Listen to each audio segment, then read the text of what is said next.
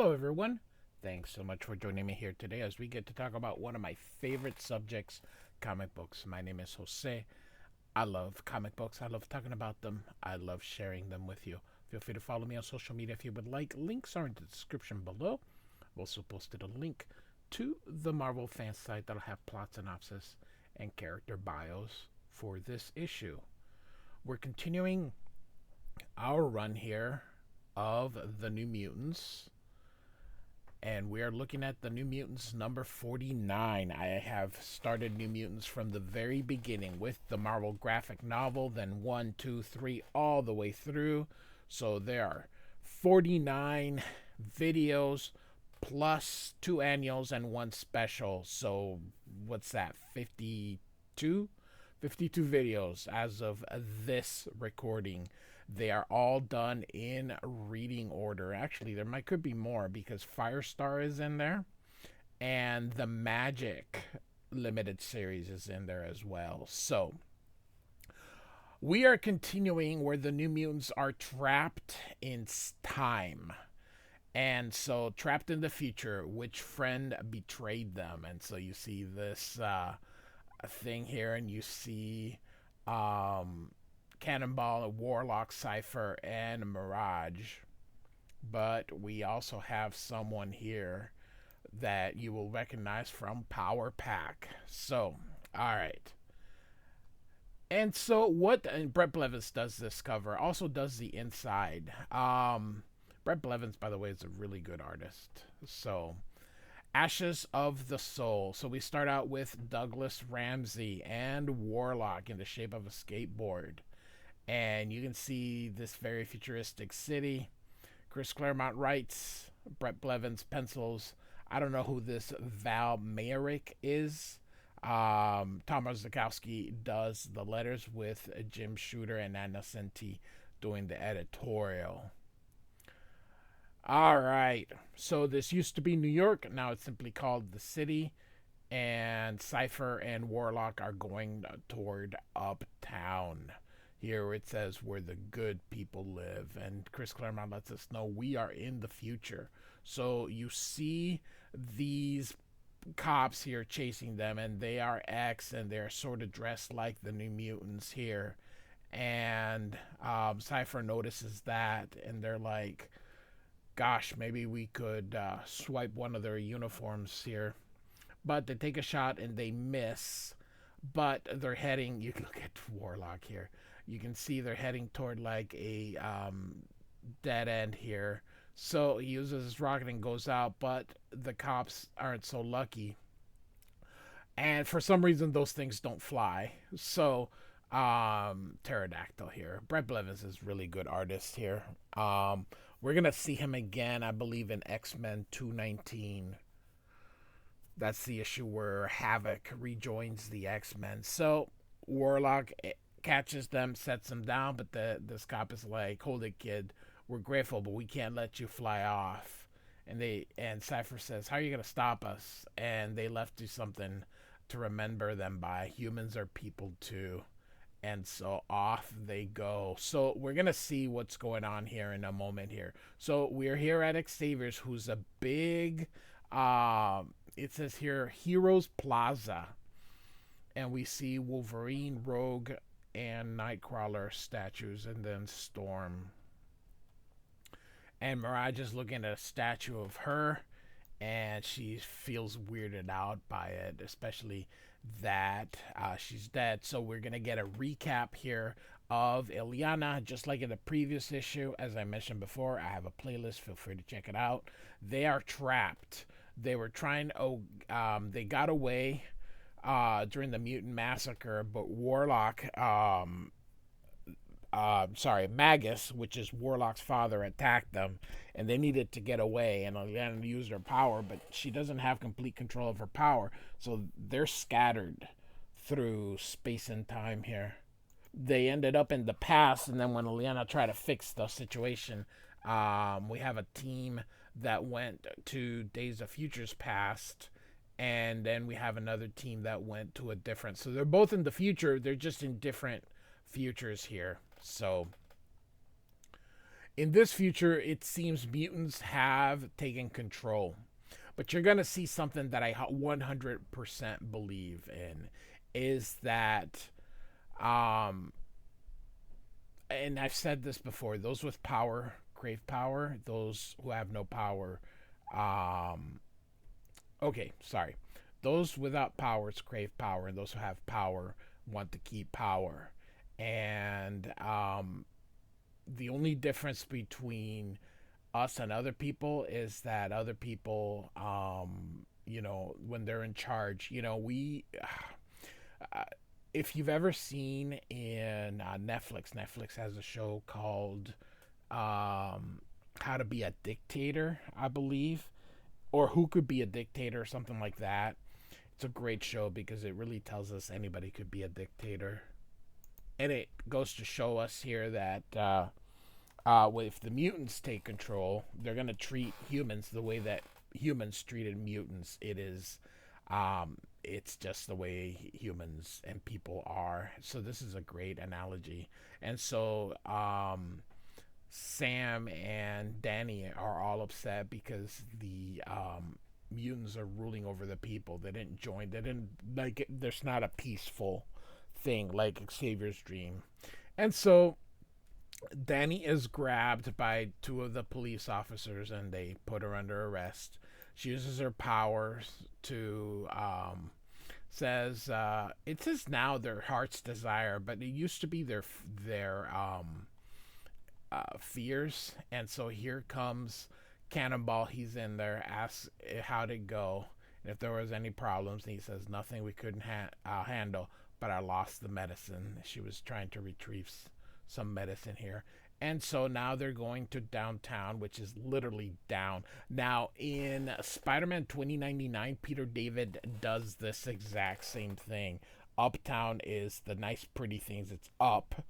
And then downtown is all the old stuff, and it's down. So the rich and powerful live up, the poor live down. So, all right.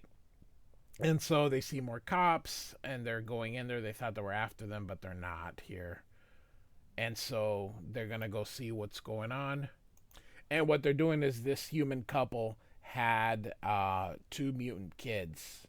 And so the cops are taking them away and they're going that they're going to have a stipend that's going to be increased. She's like, I don't want your blood money. I want my children. He swats her and she's about to die. They don't care about her. This guy says, oh, well, it's better this way. Less grief, less misery all around. Here comes Cannonball. He's going to catch her, but one of the Power Pack kids here gets her. And so they handle the police officers. And as always, you're interfering with officers of the law. And Sam says, ain't my law. Wouldn't care if it was because it stinks. Now return those children or I'll take them. And so they do, and off they go. They're back with the mom. And here she thinks it's Julie Power, but it's Katie Power. And she says, haven't seen you in ages. And Sam says, a long story. And she says, let's go somewhere we can talk. Of course, the guy was like, man, we were going to get rid of the kids, get extra money, and now I got the kids and no extra money. So, all right, we see the Hellfire Club here. We see a statue of Magneto. I say Magneto, not Magneto. And this guy's going to describe who they are. And you can see here two figures made to look like Sebastian Shaw. If you remember from the cover, you can kind of tell who it is. But especially when they describe, I was too often tripped up by my hot-headed nature. And so, and this here is Magma. And so, and of course, this here is Sunspot. And they're in charge. So, of course, they recognize that that officer has mutant powers and he can turn into these people, so he can definitely recognize them. Sunspot says, hey, I'll go with you. And by the way, he's in shadow. He's not using his power. This is to try to keep the reader from guessing here. And so here they're giving medicine and food to the humans. And Katie is explaining there was a war, and the mutants won, the humans lost, and so this is just kind of what it is. Danny can't believe it. They're like, there's scores of mutants uptown whose powers could make a real difference. And Katie says most of them simply don't care. And human apathy is a real thing. You can see it in social media all the friggin' time. So some people think that they're doing something with just liking a post. There's a lot of talk, but really nobody does anything. Left or right, it's still the same thing. Nobody does shit. So it is what it is. And so here's a native guy, but he's got wings, and his name's Archangel. And look at Mirage, be still my heart. And so Chris Claremont puts in a ton of words here. So many words. If I were to read this book, this would probably take us 40 minutes to go through it, because Chris Claremont, if he can say 100 words versus saying 5, he'll do 105. So, all right. Here we go. We see an attack here. Get some action. Here come those cops. Kitty Power is using her powers here. This one takes her. New Mutants are going to help her. And you can see Warlock and Doug kind of combine into, is it Douglock? Douglock, I think is what it is. And so here comes Sam, but he's attacked by Sunspot and hits him hard, but he says he's invulnerable. He knows he's invulnerable. You can see Katie's trapped here, and the Danny and Cypher, she's telling him, let's surrender. Here we are looking at the Nazis, and they're killing these Jews. Of course, you know who this is. This is a nightmare happening, and it is Magneto remembering. And he is distraught that the New Mutants haven't returned. He thinks maybe he's a fool for not having, for waiting for them, and that Hellfire has joined them to be the White King, and he thinks maybe he should do it. He doesn't know what to do, and throws this cup into the mirror, which shatters the mirror. And so back here we see our heroes are trapped, and they recognize, of course, Bobby and Amara. And he lets them know. They're like, how could you do this? And he's like, it's easy to condemn, but they didn't have to go through that. And so he explains the same thing. There was a war, the bloodiest, most terrible in human history, and if Magneto had not forged an alliance between Xavier and the Hellfire Club, mutant kind would have been exterminated. And so nothing really came about from that storyline, because Chris Claremont ended up leaving. He explained he ended up leaving New Mutants because the X-Men were going, I think they were going to Twice on Summers, and he was already planning on doing Excalibur. He just could not write 3 books a month, especially if you see how Chris Claremont writes, and he dialogues, and he does full scripts. So it was very difficult. So once he had the X-Men removed from the mansion, there was just no point for Magneto to really be in the storyline. So we really didn't get what happens, because we then don't see, we'll see Magneto a few times here and there, but then we don't see him again till Jim Lee comes back and they're in the Savage Land with Rogue. So there's a lot of time where Magneto, we just don't know what happened here. And so they are going to here.